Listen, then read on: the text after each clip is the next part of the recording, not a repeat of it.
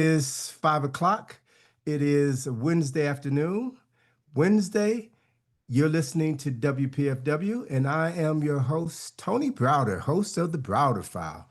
Happy to be with you and am appreciative of everyone who has supported this station during our previous spring membership drive, especially all of those who made financial contributions to this program. I just received a few additional pledges that came in this week, and I want to thank Mike and everyone else who showed their support to the station by making a pledge to my show. I appreciate it immensely. And, this is something that we ask you to do several times a year, and your support is so important because you can't have this type of quality broadcasting without the support of people who appreciate what independent voices sound like and appreciate the knowledge that is not normally shared with you on other platforms. So before I get started with today's show, I just want to give you some updates on some things that transpired over the past week. My favorite movie of the year, as everyone knows, is Sinners. And the film over the Memorial Day weekend passed the $339 million mark. It's grossed over $339 million in 5 weeks and has made Ryan Coogler a international star. He already was a dynamic filmmaker and writer, but this film has elevated him to a new category. And this young man just turned 39 years old last Friday. So he has an incredible history just laid out for him. And for those of you who haven't seen the film yet or were thinking about seeing it again, I want to let you know that the film Sinners is currently playing at the AFI Theater on Colesville Avenue in Silver Spring, Maryland. And it's being shown in 70 millimeter format. That's the format in which Ryan Coogler shot it. That's the ideal format in which to view this film. So if you haven't seen it already, or if you want to see it again, I urge you to go to the AFI Theater in Silver Spring to see it as it was originally intended to be seen on a widescreen, the largest format available. And the AFI, as you should know, is where WPFW's Louisa has his African film festivals, the African Caribbean film festivals, and other film festivals. It's been a great supporter of WPFW. So show your support for those establishments that support this wonderful radio station. Also, I just found out recently that the film Sinners is going to be made available on streaming platforms on next Wednesday, June the 4th. So you'll be able to watch the film in the comfort of your home. You'll be able to purchase a copy and look at it at your leisure, which I'm sure folk will be doing. And once it becomes available on streaming platforms, that means that its run in theaters will probably come to an end, except for some special screenings that may occur from time to time.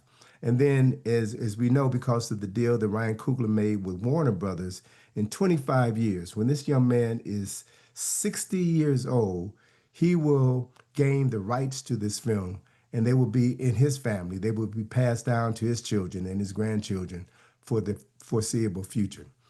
Also, on next Wednesday, the 4th of June, I will be having as my guest, return guest, Dr. Jeff Menzies, who is a psychologist, past president of the DC chapter of the Association of Black Psychologists. And I've invited Jeff to come on to talk about the psychological impact of this film, Sinners, and to delve into some of the psychological profiles of some of the characters in the film.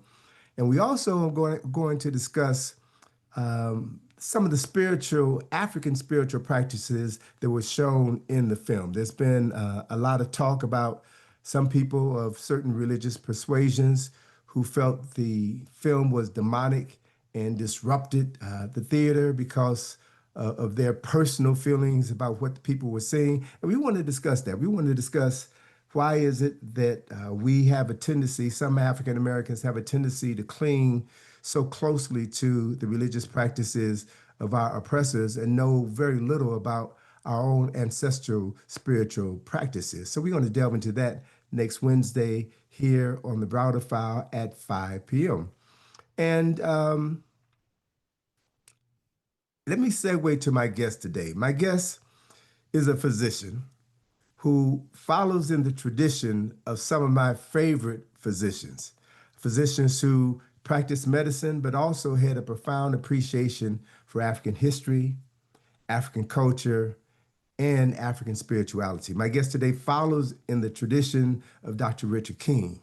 He follows in the tradition of Dr. Francis Cress Welsing and Dr. Patricia Newton. He follows in the tradition of Dr. John Chazelle and Dr. Charles Finch, Dr. Julius Garvey, Dr. Jawara Hunter, Dr. James Small, and Dr. Charles Wright.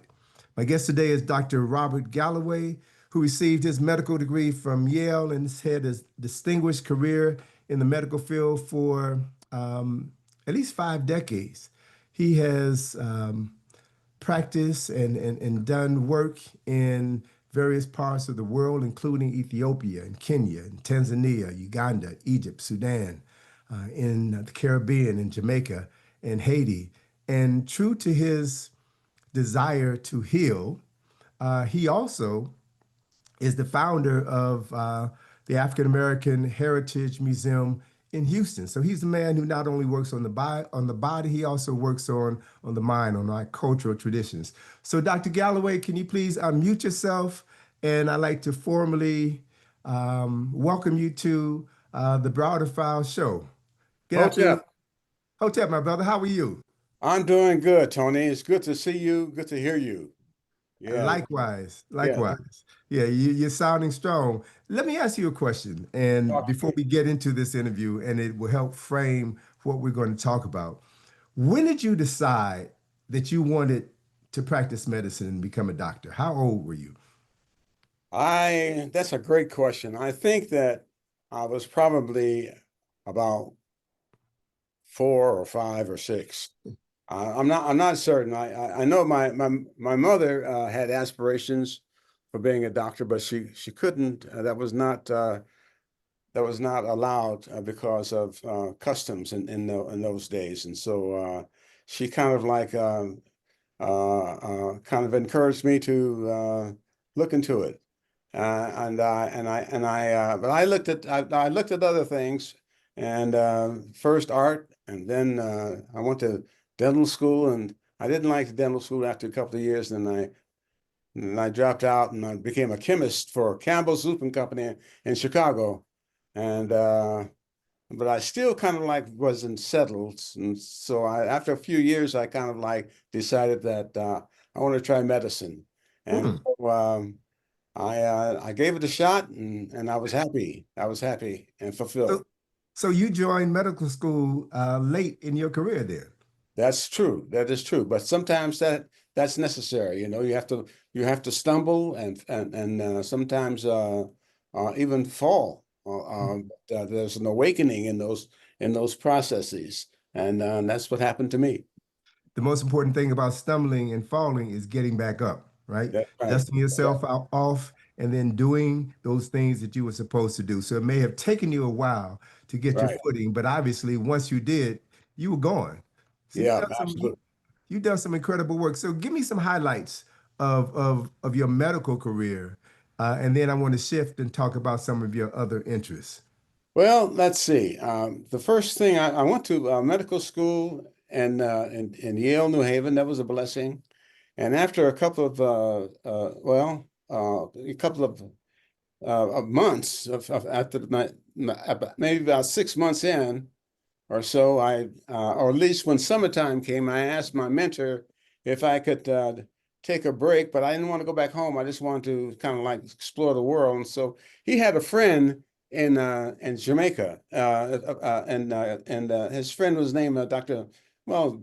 Sargent. We don't need to know his name, but anyway, his Dr. Sargent had a clinic in near Kingston, Jamaica, in the University of West Indies, and he was doing specialty work in sickle cell. So I told him, I said, that sounds interesting. I think I'd like to try that. So I went down there and helped him out. Now the process, what the patient population, it's interesting. The patient population that he was working on had a problem. They got infected with the ulcers with their feet. I didn't truly grasp that until later on. But And my job, our job was to find something that would accelerate the healing of those ulcers on the feet. And we would apply medicine on one group, and the other group we would put a placebo, and the Mm. C group did the best. But my other job was to take pictures of the ulcers to show their progress or lack of progress, and that's how I was introduced to photography.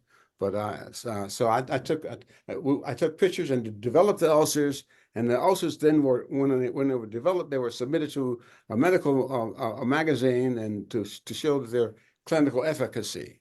Hmm. Now, was this work you did in Jamaica on with sickle cell patients, was that before or after you founded the Sickle Cell Anemia Association in South Central Connecticut? That was before. During the process, I was learning, and I was learning, but before I went down there to learn, I had to do some research on my own. I was told that this place where I was going had the largest variety of sickle cell anemia types in the world, including sickle cell thalassemia, sickle cell SC disease, sickle cell SS, and SDs, rare, all because of different people migrating to that island and intermingling, I suppose. But at any rate, I had to do some research, and the research that I did was to investigate bone marrows deposited throughout the world, specifically where gladiators had fought and died. So we went and found those places throughout the world, especially where the Roman Empire had been, and dug up the bone marrow. Once we got the bone marrow, we would analyze that bone marrow through a process called hemoglobin electrophoresis. You take a drop of the blood, you put it on this gel, and then you subject it to an electronic current, and the blood would migrate depending on what the molecular constituent is. And so you'd find out whether it was hemoglobin SC, SS, or something else. So anyway, I had a good knowledge of kind of what I was diving into. Hmm. Well, look, you mentioned in your work in Jamaica, giving some patients medical treatment and giving other patients a placebo. Placebo. Yes, so placebos are part of the medical industry, and there are some doctors, some people in the medical profession who poo-poo placebos, and then there are others who believe that there is a positive effect from a patient believing that they're given a drug that is going to make them healthier, and that's called the nocebo effect, and that also has a positive impact on their healing. Can you speak to that as a medical practitioner? Sure. Both aspects are true. The poo-poo part and the part where there's a small population, a small percentage of the population that will respond positively. And that's because of maybe the belief system or something else. But it's true. A small percentage of the population who receive placebos will respond. Why that is, I'm not really sure, but it is true. All right. Well, since you've opened this door for me, let me ask you this question. What are your thoughts? What are your feelings on psychoneuroimmunology? Well, I think it's positive, and but the door is not totally open on it. In other words, there's much more investigation that needs to be done in the future. But yes, it is positive, and it works. Okay. Well, for our listeners, psychoneuroimmunology is commonly referred to as mind-body medicine, the impact that the mind has on the body's capacity to heal. Well, let me just share this with you, Dr. Galloway. One of your colleagues from Yale, Charles Finch, was involved in a study at an institution in Kalamazoo, Michigan, an institution known as the Fetzer Institute.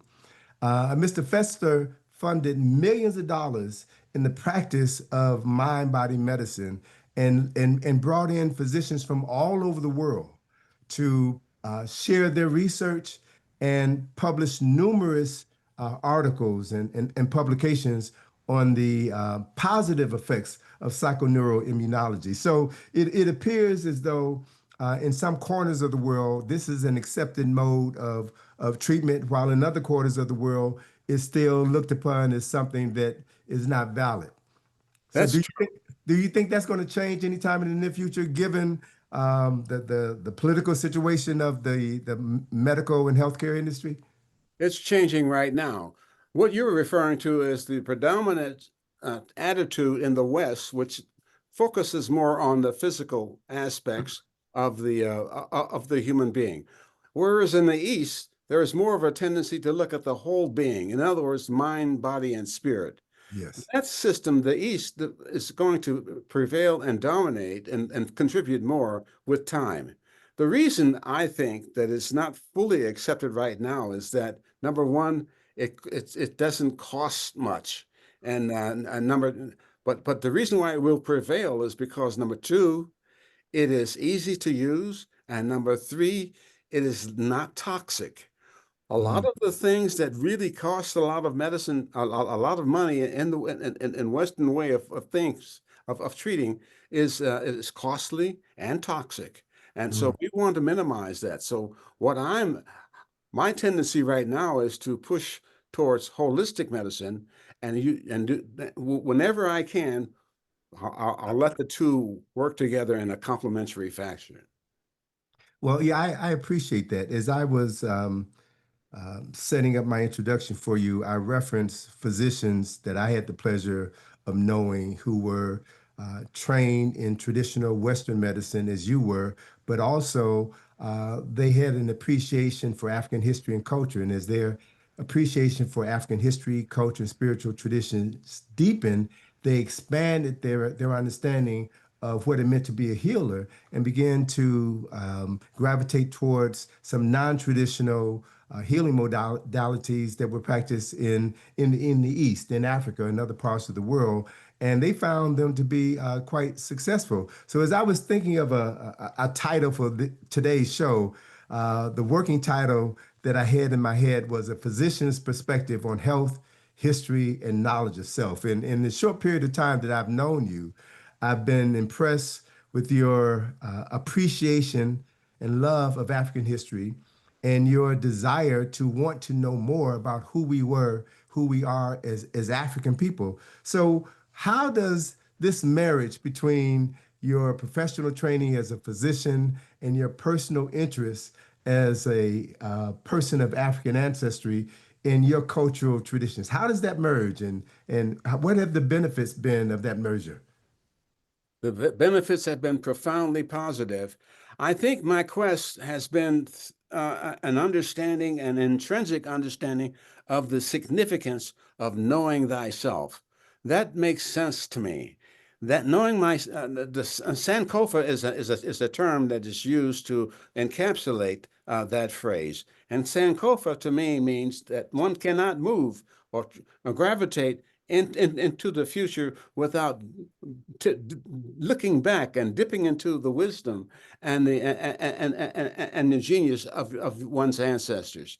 That makes sense to me, and I've tested it out, and it has been proven true over Hmm. and over again. So, finding out who you are is very, very important. And when you do that, you find out that the most important part and aspect of yourself is, well, who are you? Well, you are the self. You're the upper self, which is made up of consciousness and will, and you're also you're made up of spirit, which is energy and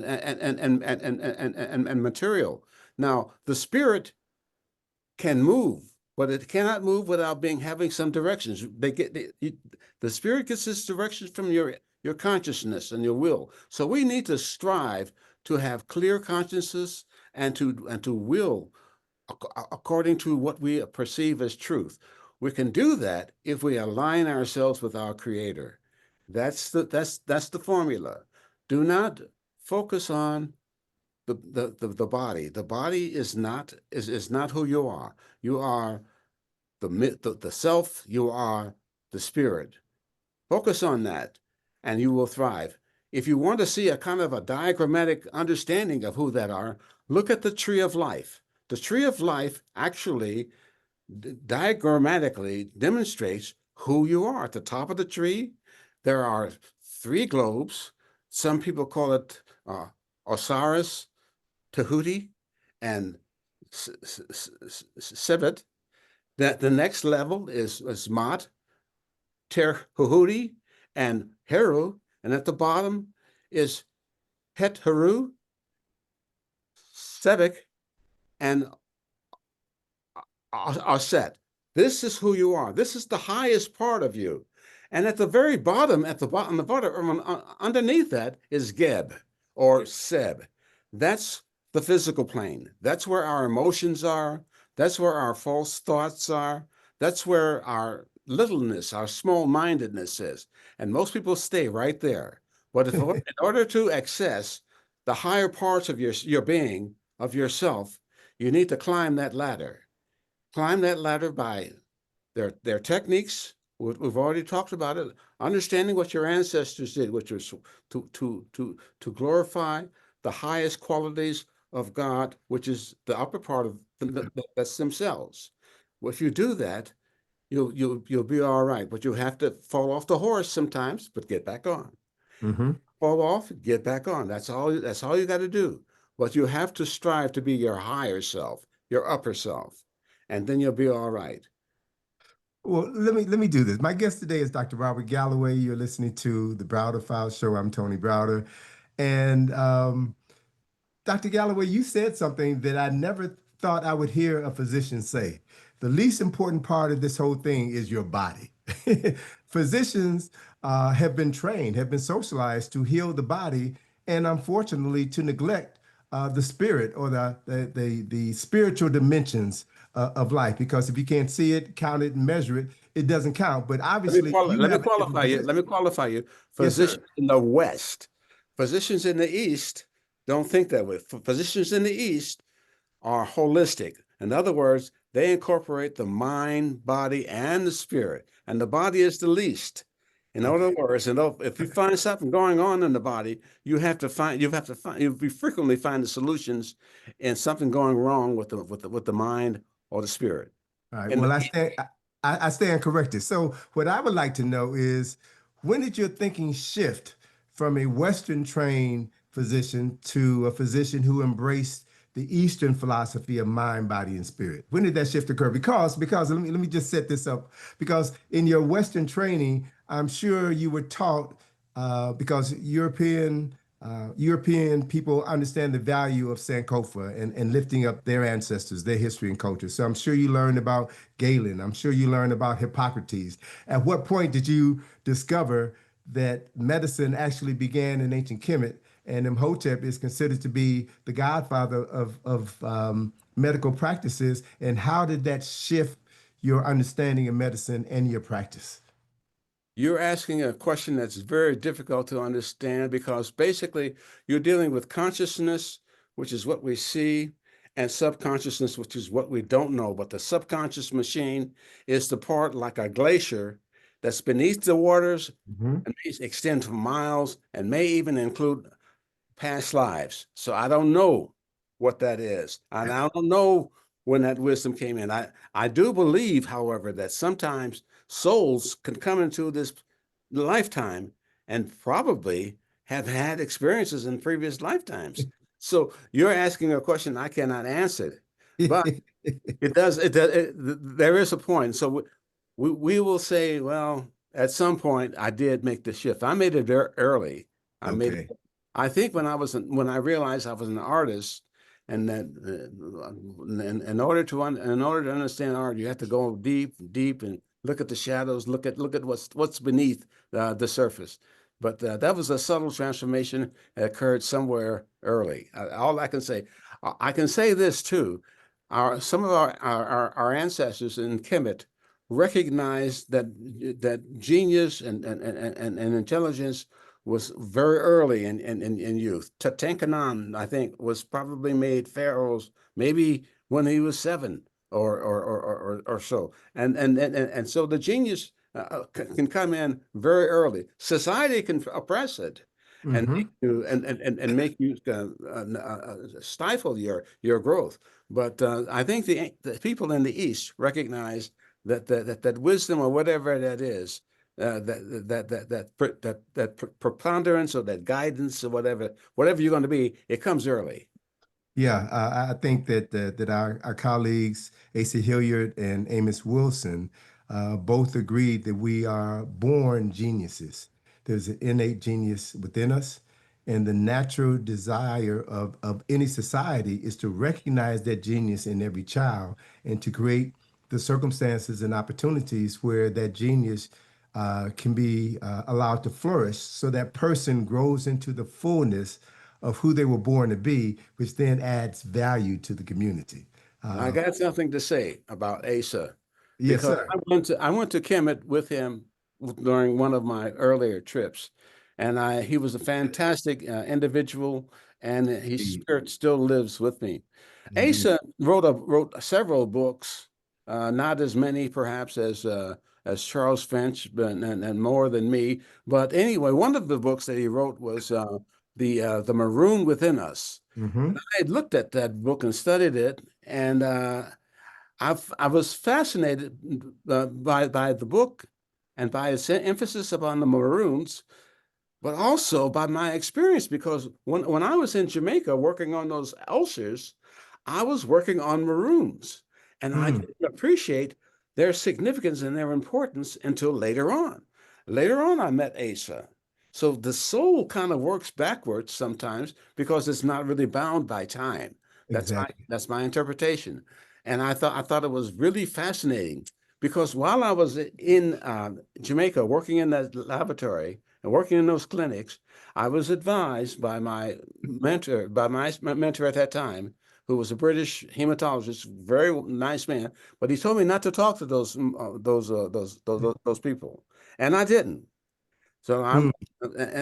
when I went home to my villa at the University of West Indies, which was two stories up and bounded by fences, and I went to sleep thinking that I was totally secure.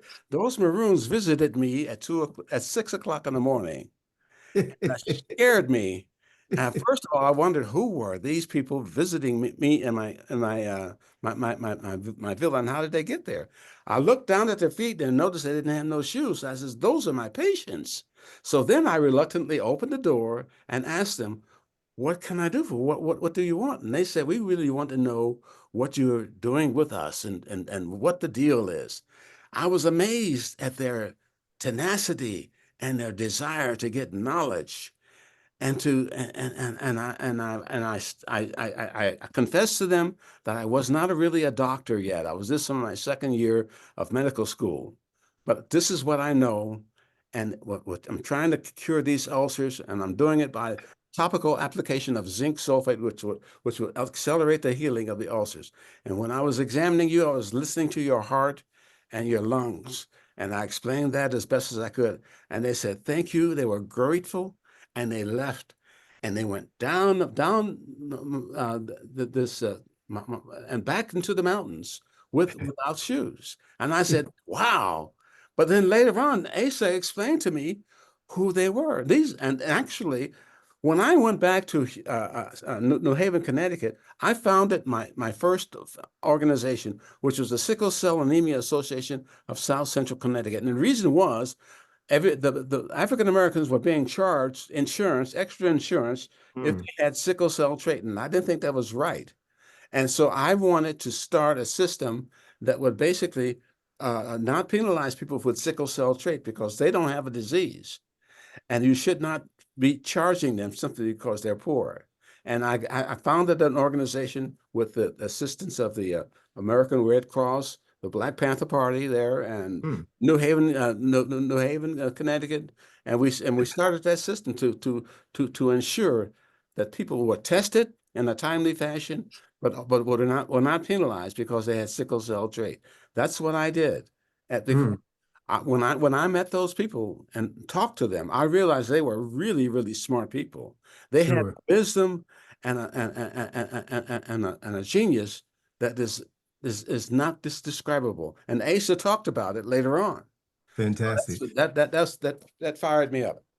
You're listening to WPFW. This is the Browder Files Show. I'm Tony Browder, and my guest today is Dr. Robert Galloway. And we're talking about his perspectives, a physician's perspective on health, history, knowledge of self. Now, you mentioned Ace's book, The Maroon Within Us. That book was published by my dear friend Paul Coates, Black Classic Press, and that book was a series of essays that Asa had done, talked about this insuppressible spirit of African people to be free. He referenced Maroonage in Jamaica. He talked about Maroonage in Brazil. There's a very important chapter in that book where he talks about racism in Brazil and how Black folk, African Brazilians, have fought that system. But I want to comment on something you said earlier about your study in Haiti, looking at the ulcers on the feet of sickle Oh, cell Jamaica, patients. Pardon me? Jamaica, and Jamaica. I'm Jamaica. sorry. I'm sorry, Jamaica.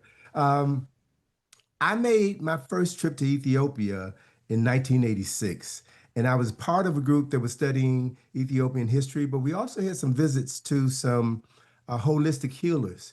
And I'll never forget a meeting we had with a healer who was treating people who had various forms of ulcerous cancers. And he showed us photographs. You talked about the photography of the photographs that you took of the feet of your patients. And he showed us photographs of some of his patients before he started treating them and then after he started treating them with various herbs. And the differences in the photographs were night and day. Right, And then he went on to detail how in treating patients with herbs, you have to understand what type of herb it is, and where it grows on the mountain. Depending on where it grows in the mountain determines how much sunlight it has received, how much and what type of nutrients is received in the soil based on its location. And he just laid out an understanding of holistic health that I had never considered before. He did it with clarity and depth, which allowed me to have a greater appreciation for this science that is practiced quite a bit in the East, but is looked upon with great skepticism in the West. So, where do you see the health care industry going, or as my friend Dr. John Chazelle called it, the sick care industry going? Do you think we're ever going to turn the corner I think and we're turning the physicians? corner right now, but basically, we're fighting against a system of economics and profit, and that system is also always going to oppose the system that is cheap, inexpensive, even though it's less toxic, and even though it can be understood easily. The system wants to make money, and so it's going to fight it. But of course, but I think the system in the East is slowly going to erode, and it's making inroads right now, Mhm. and but it's going to take time. Sure. Well, as you were describing the tree of life and the various spheres on the tree of life, and as you reference the names of those various spheres, I couldn't help but feel that you were referencing your appreciation for the work of the SRSS Society. Is that has that been a part of your? That is totally correct. Now, that tree of life is also is also reflected in various religions, including the Hebraic Christian religion called the Kabbalists. So Mm-hmm. they refer to those globes as by different names like Kether, Chokmah, Bina, whatever. But there's the same thing. There's just Sure. different names. Of course, one takes credit for everything, and that's not true because there's been many contributions from it, and it comes from all of it comes from Kemet. Mm-hmm. Well, listen, how did you get started in what prompted you to found the African American Heritage Museum in Okay, Houston? now that's another great question. Now, this is what I know. Now, again, I'm going to come back to that mountain and then glacier beneath the mountain. Sure. But consciously, there were two factors that I know of. One, I was working in a clinic. When I came to Houston, I came there with a combined a faculty appointment in internal medicine and community medicine. Community medicine was really not defined. I was supposed to, I was I was supposed to define it. When I was working in a clinic one day, I had a young man came in, and while I was examining him, I noticed he had a cut from the sternum of his neck called the xiphoid process down to the rib cage, And I asked, I knew what it was, but I asked him what happened, and he didn't know, and furthermore, he didn't seem to care. Now, to Mm, me, that was a sign of apathy. And it was something that I had seen over and over and over again. Apathy is not an uncommon stranger in the African American community. But I was so that turned me off, and I was determined on some kind of level to do something about it. Another time, I was walking along the street in Houston, and I was with my beautiful wife, and I asked her, let's. She said, "What should we do today?" I said, "Well, let's go to the museum." And there was a museum of fine arts, which is a very fine, established, Eurocentric museum. And she said, "I don't want to go." And I said, "Well, why?" And she told me, "I do not feel welcome there." And mm, so we didn't go. But I was really impacted by that statement because it was sincere and true, and I understood where she was coming from. Even though I was kind of a a freak, from Chicago on down. And so those two things on the conscious level drove me. Another thing, I used to have a friend who was my best friend. His name was John Biggers, who was an artist. ah, yes, yes. We I love used his to work. we used to shoot pool frequently every weekend. And one day we were coming out of my pool room and we walked by and I had started a collection of African art, but I had bought really, really great expensive pieces. And he looked at me and for the first time in his life, he kind of frowned it. He said, "Boy, that belongs in the community." And I said, I just looked at him and I listened because as I always do. And then when he left with a nice smile and he went home. And I thought about that because he was my friend and also my mentor, and I loved him. And so I don't know. So between those three things, and maybe some stuff going on in the subconscious, whatever that drove me to found the museum.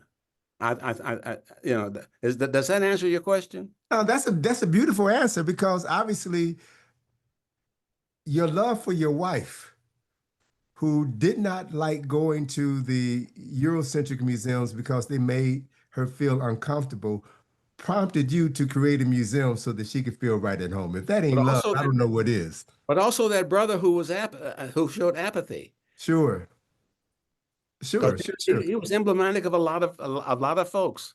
Young Hmm, hmm. too. So what has been the response to your community in Houston to that museum? Did people gravitate towards it? Did they understand what you were bringing to them and did they have an appreciation for it? Absolutely, it was so profound. I didn't anticipate it. I'm a physician, but I never really understood the meaning of the word pregnancy. But when I founded that museum, it started growing, Mm, and I could not contain it. I was pregnant.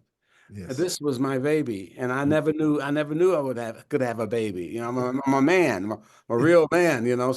So it was kind of it reached a point where I was kind of conflicting with my practice of becoming a doctor, and so I passed the baton to another person. His name was Gerald Smith, and he took over as the chairman of the museum, and I think he passed the baton to somebody else. So at any rate, the museum took off in ways that I never could have expected. In other words, it was basically dealing with a hunger and a thirst that is still here. Hmm. So it was an amazing success. And then I Absolutely. think Gerald Smith passed it on to somebody else, to John Guess. Okay. And I think I remember meeting John. I was invited to speak at that museum years ago. Yeah. And his name sounds familiar. Well, I appreciate the fact that you have, as an artist, appreciated fine art and listened to your friend artist John Biggers and decided to share your collection with the community so that they can come to understand that art is not just art. Art is not just to be, placed in a room and looked at occasionally. Uh, Alive. it's alive, yes. There's a spirit associated with It's the deep mass spirit. Yes. and the sculptures, and that spirit is something that has been um, separated from us. But I Yes. can't help but feel the older I get, I can't help but feel that it's that spirit that has always been within us that accounts for us still being here today, us Yeah, still being alive. for sure. For And- sure. Absolutely. okay. Yeah. Well, look, let me. I want to throw a couple of terms out to you, and I'd love to get your response to them. I was listening to a video today, an interview with a young woman who wrote a book called "Excited Delirium." Are you familiar with that term, delirium? Delirium, Excited excited delirium, which is, delirium. yeah, a term. Well, the term delirium to me refers to an altered mental status or mental state, and I can talk to you about that in another fashion. Well, this term was coined by a medical examiner in Miami, Florida, who created this term in order to describe black men who died in police custody. That they died because they had this excited delirium, which caused their heart to stop, and not the fact that a police had their knee on their neck for 9 minutes. It's something that just came into my awareness this morning, and I just wanted to see if you had some thoughts on that. But we can move on, because what I want to focus on is how people within the medical profession have created terms and concepts that were false, but used them to justify the behavior of African people. Another term that was popularized within the medical community was the term drapetomania. There was What's that? drapetomania, a Drip to me? term, yeah. You familiar with that term? No. Oh, really? Okay. Drapetomania was a term that was created by a white psychologist during periods of enslavement. It was Mhm. used to describe um, the African people who escaped Mhm. enslavement to become Maroons, who freed themselves and said that they had to be crazy in order to to escape. So the point that I'm making is it's interesting to note how people within the medical profession will fabricate diseases or illnesses to describe Black people who are fighting as best they can to oppose racist conditions imposed upon them. Well, I consider race the race experience, and if you if it's to be an aberrancy that we're experiencing, and I think that we have shown that, or at least we need to continue to show our unity and our support for our ancestors and our as well as our family and community. And and I think it's very, very important that we recognize the God within us, and also to appeal to appeal to our spirit and our consciousness at frequent intervals. Let me give you an example.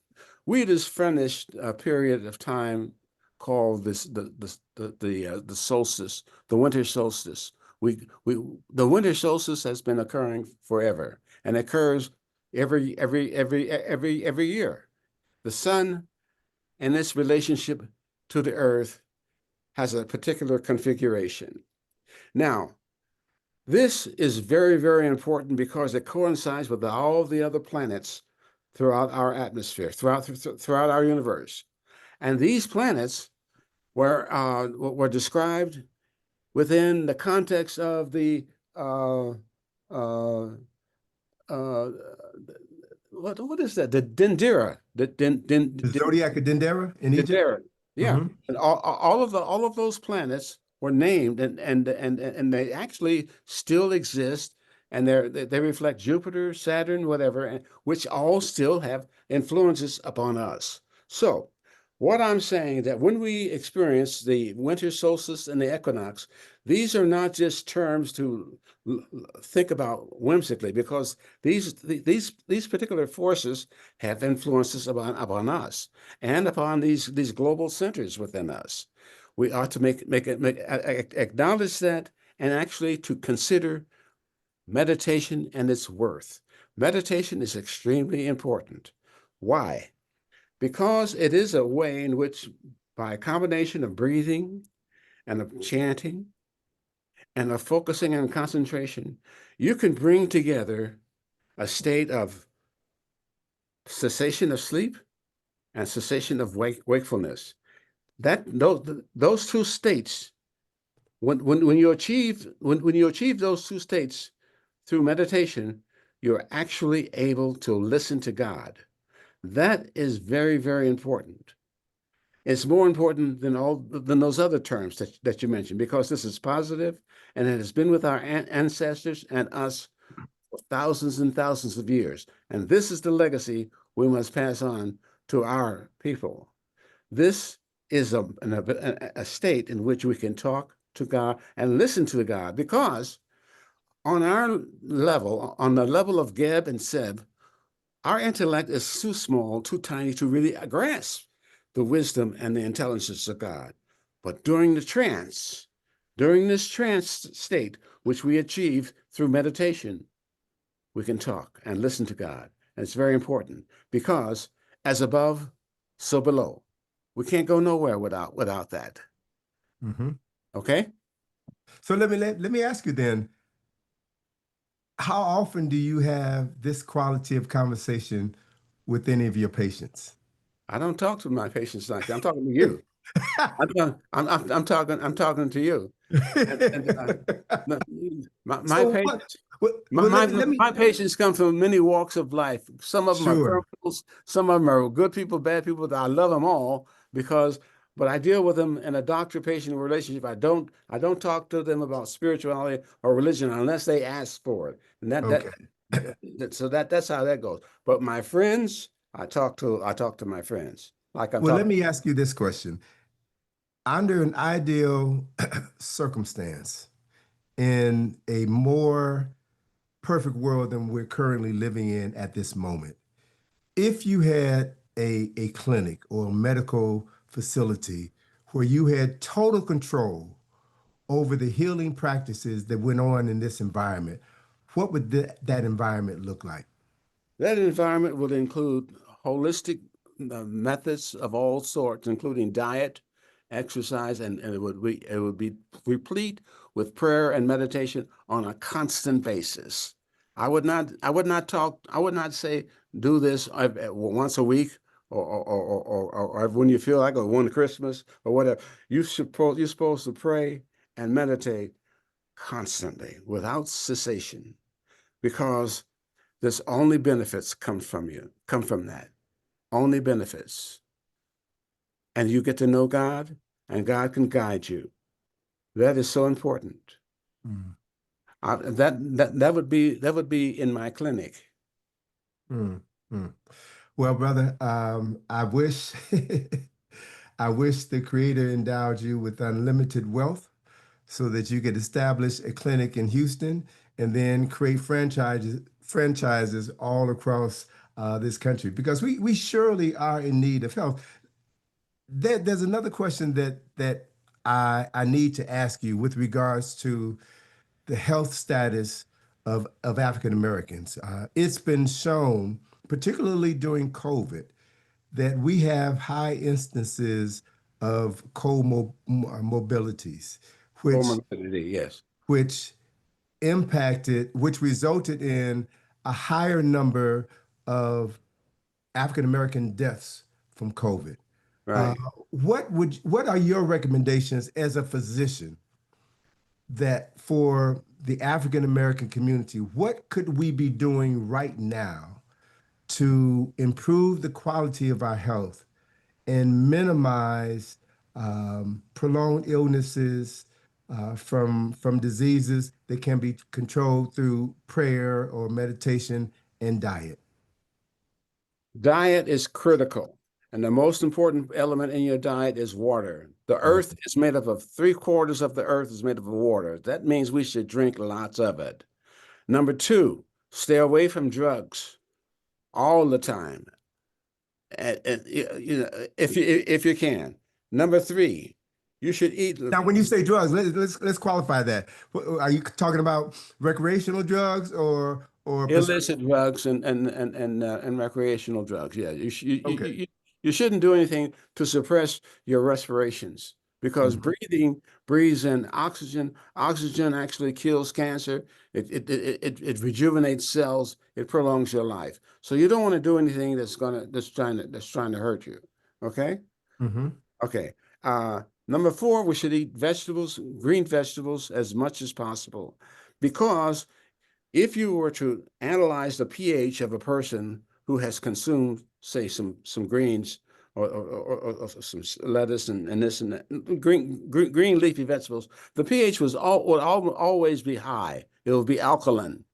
But if you eat meat or a lot of sugar, the pH goes to the acid side. The acidity breaks down your cells, invites cancer, destroys your immune system. The alkalinity builds up your immunity, kills cancer, makes you actually younger.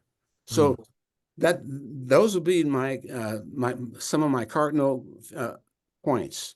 Water, vegetables, become a vegetarian if you can. Mm-hmm. What about exercise? What are your thoughts on exercise and I what should type of exercise? it should be constant. You should constantly, but it should be in moderation. You should not do anything in excess. That includes everything, including sex. So you should not do, everything should be done in moderation. That includes diet, exercise, everything, Mm, food, everything, mm, moderation. But exercise is essential. If you don't exercise, you'll die sooner. mm, mm. So, You will not be able to eliminate the toxins from your body if you do not exercise. um, I don't watch much television, but I just recently saw a television series called The Pit, which is a 24-hour period within the emergency room of a hospital in Pittsburgh. And during one of the episodes, I was taken by them including within the show an episode about the Freedom House ambulance service. I had never heard about that before. Are you familiar with the Freedom House ambulance service? No, but I was an emergency room doctor. So anyway, go on with the story. Okay. Well, the Freedom House Ambulance Service was the first emergency medical service, EMT, in the United States. It was staffed by paramedics who received medical training by a group of Black doctors because it was founded in 1967 and it was created in order to address the fact that there were no ambulances. When people had a medical emergency, police would actually come and take them to the hospital in a paddy wagon. And there was a large number of Black people who were dying en route to the hospital. So these Black physicians came together and trained Black people in the community to provide medical services. And they had their own vehicles and created the first EMT service, which saved the lives of hundreds of people in this community in Pittsburgh, and it was so successful that it was taken over by the government and shut down in 1975. And we have now the EMT service that is nationwide, but there's no acknowledgement of Black people, Black physicians being responsible for establishing it in the first place. I believe that there are many stories like that, and they're true. Black people have done a lot of things for which they get no credit. They've made many inroads in terms of making life better for everybody, Mm. and that is true. That's a true story. Well, Dr. Galloway, as we wind down this episode of the Browder File, I need to ask you, I think, the most important question. When are you going to write your book about your story, about your experiences? Well, maybe I'll start on it now. Now, Maybe. Maybe you should. You I'm going to should think about it. you Okay. should start on it now. And if I can make a recommendation, get your wife involved so she can assist you. And I would recommend that you begin just by recording your thoughts of the various experiences that you've had over these decades and just record them. And you can always transcribe those recordings, get a printout, and then edit them. And before you know it, you have a book so that you can share your experiences with future doctors and hopefully shape the medical profession within our community for generations to come. I would think that that would be one of your most important gifts that you can give to your community. Thank you. That's a good suggestion. I'm gonna think about it. I probably will do it. I'm gonna do it. Well, look, all I have to do is tell you to share this idea with your wife, and she will stay on it and make That's sure it right. gets done. Okay, it's gonna be done. All right, All right. excellent. I appreciate it. Well, look, we're just about at the end of the show. Do you have any parting comments or words of wisdom that you would like to share with our listening audience? Know thyself. That's important, and it's important for the reasons that I've enumerated, and for a reason other reasons as well. But the Creator endowed you with a consciousness and will, and an endurance that's second to none. So try to be positive, take care of yourself, love yourself, and love others. Peace and blessings. Well, that message, love yourself and love others, is a message that we use as we close out every show. We encourage everyone to know yourself, as you suggested, and to love yourself, to find the beauty within yourself. And as Maurice White says in his song, All About Love, if there ain't no beauty, you got to make some beauty. So the beauty is all Yes. around you. Yeah. Find it, amplify it, share with Yeah. every soul that matters to you, There you go. and There let's you go. make this world a better place. This is Tony Browder. I want to thank you for listening to another episode of the Browder File Show. My guest today has been Dr. Robert Galloway, a good friend and a wonderful human being, a wonderful soul, brother. I thank God for your presence in our Thank you, life brother. in your community, brother. Thank you, brother. Peace and blessing. Hotep. Hotep, my brother. So Khalil, thank you very much for engineering another episode of the Browder File. Take us out with Maurice White, and I'll talk to you all next week with my guest, Dr. Jeff Menzies, as we look at the psychological impact of centers on the African American community. This is Tony Browder saying peace.